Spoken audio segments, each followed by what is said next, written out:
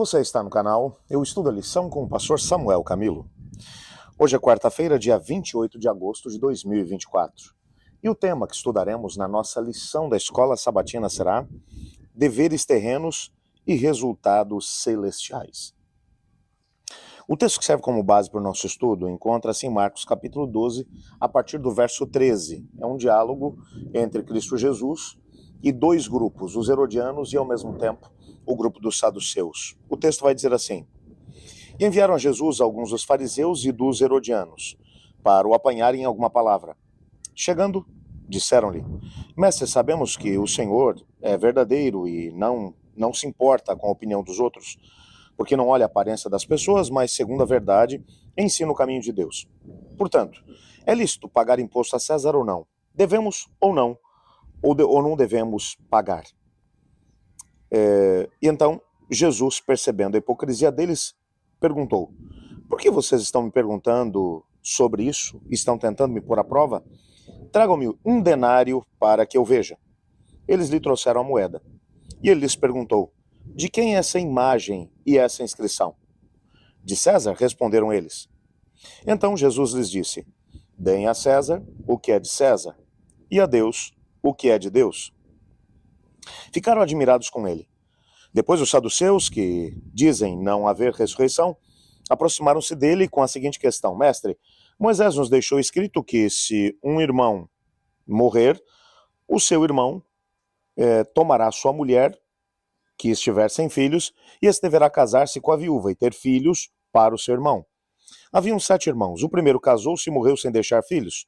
O segundo casou-se com a viúva, mas também morreu sem deixar filhos. O mesmo aconteceu com o terceiro. Enfim, nenhum dos 7 deixou filhos. Finalmente, morreu também a mulher. Na ressurreição, de quem ela será esposa, visto que os 7 foram casados com ela? Jesus respondeu: Vocês estão enganados, pois não conhecem as Escrituras nem o poder de Deus. Enquanto os mortos ressuscitam, se não se casam e nem se dão em casamento, mas são como os anjos no céu. Quanto à ressurreição dos mortos, vocês não leram no livro de Moisés, no relato da sarça, como Deus lhe disse: Eu sou o Deus de Abraão, o Deus de Isaque e o Deus de Jacó? Ele não é Deus de mortos, mas de vivos. Vocês estão muito enganados.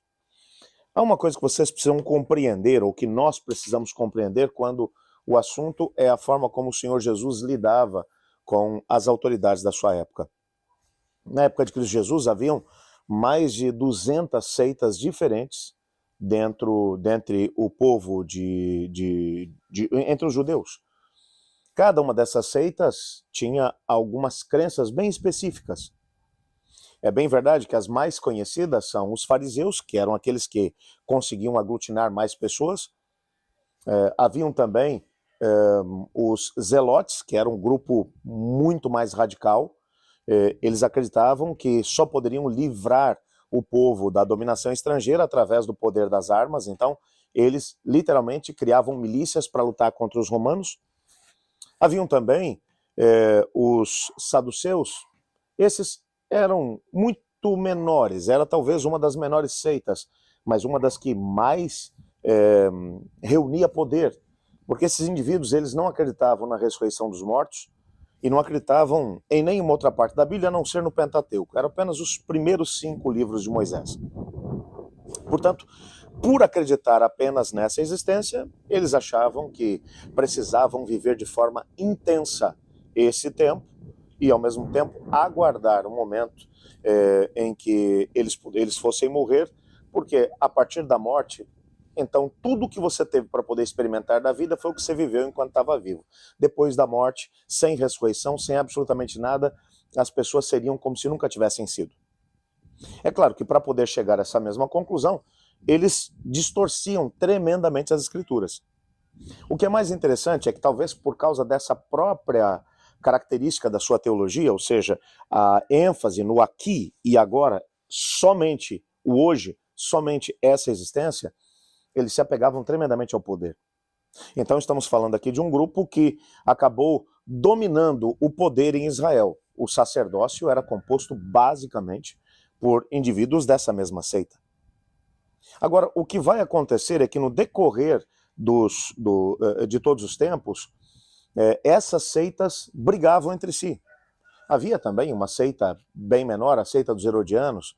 Esses indivíduos, eles meio que protegiam a imagem de Herodes, eles tinham um apego a Herodes muito grande. Esses indivíduos brigavam entre si, dificilmente havia uma situação que pudesse uni-los. Jesus acabou causando tanto problema para essas seitas, porque Jesus não estava ligado a nenhuma delas. É lógico que quando você olha para o número de conversos de Jesus, a grande maioria dos seguidores de Jesus vinham do farisaísmo. Porque como o próprio Jesus se manifestou em relação aos fariseus, Jesus disse aos seus seguidores, façam o que eles dizem, mas não façam o que eles fazem, porque eles são hipócritas. E Jesus trabalhou de forma muito intensa a questão da hipocrisia desse grupo. Mas aqueles que mais buscavam as escrituras e respeitavam as escrituras eram esse grupo. Você não encontra relatos de saduceus que seguiam a Jesus, isso só vai acontecer depois do Pentecoste. Aí a Bíblia vai mencionar que, inclusive, alguns sacerdotes obedeciam à fé. Entretanto, agora, nessa altura, com um pano de fundo em que Cristo Jesus está chegando no final do seu ministério, agora a Páscoa está chegando, Jesus está na semana que antecede a Páscoa, quando esses episódios começam a ter lugar. Alguma coisa inimaginável para a maior parte das pessoas da sua época aconteceu. Fariseus, saduceus, herodianos se unem com o propósito de tentar derrubar Jesus.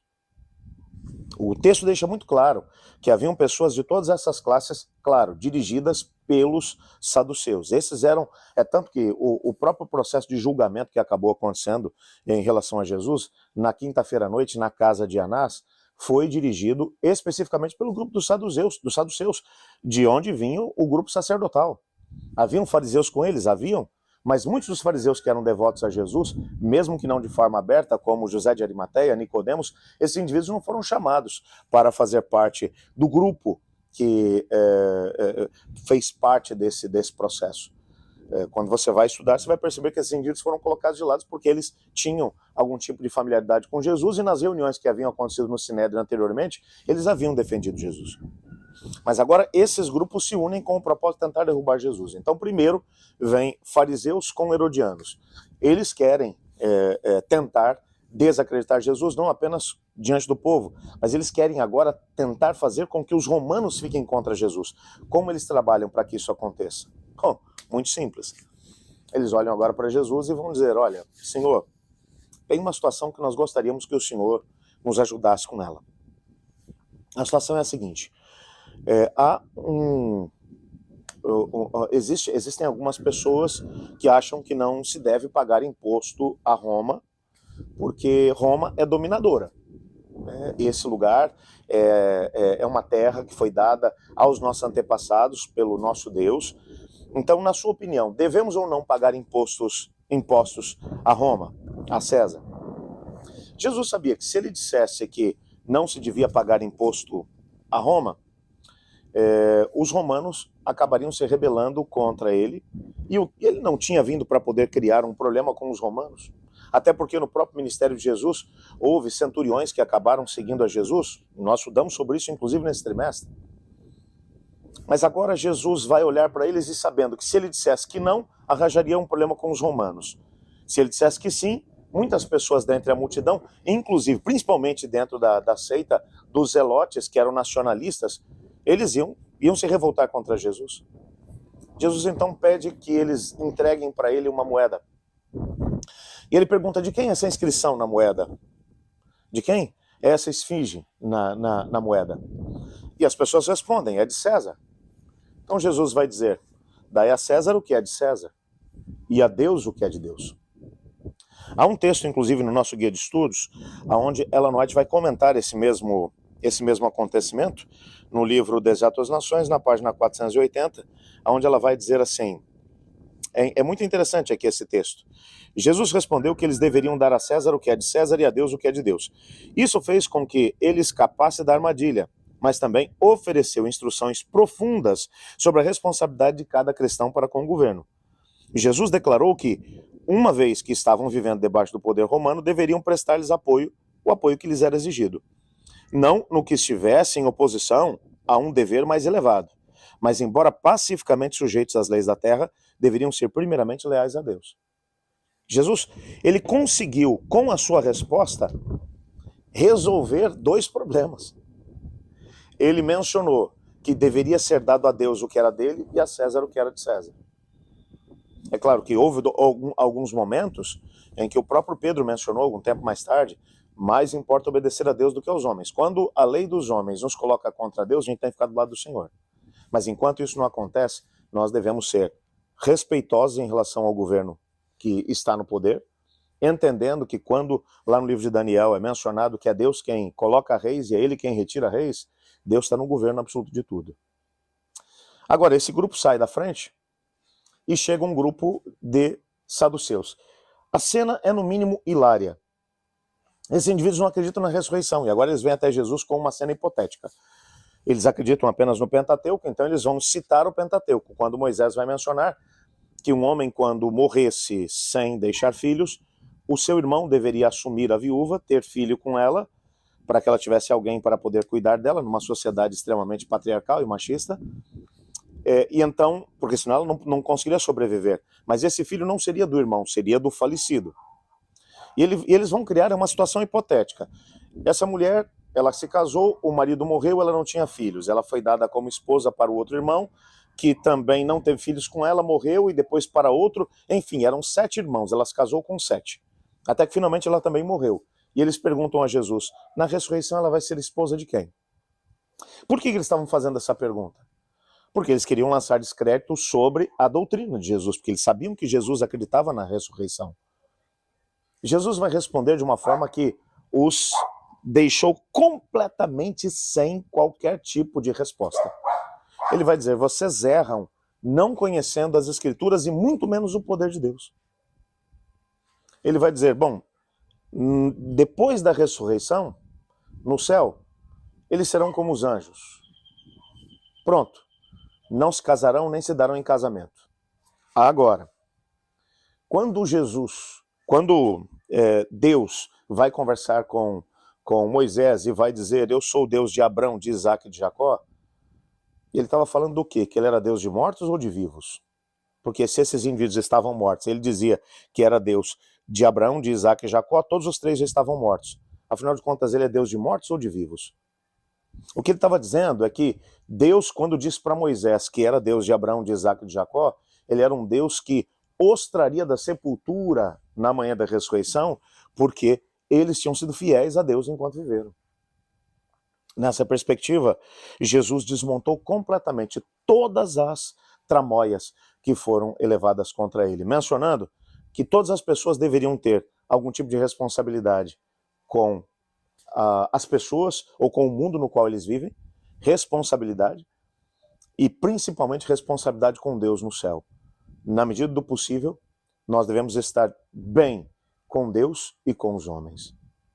O Senhor Jesus é tremendo e ensina lições preciosas no que diz respeito a isso. Aquele dia termina com mais uma vitória da parte do Senhor, principalmente porque o Senhor Jesus estava firmemente alicerçado na Bíblia, a palavra de Deus. Ore comigo.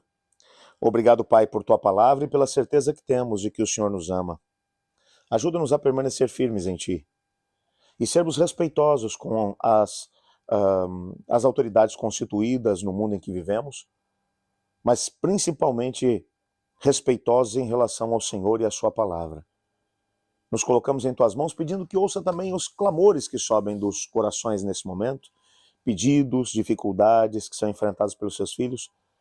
Responda de acordo com a Tua vontade, pois queremos em nome de Jesus. Amém. Eu estudo a lição e você?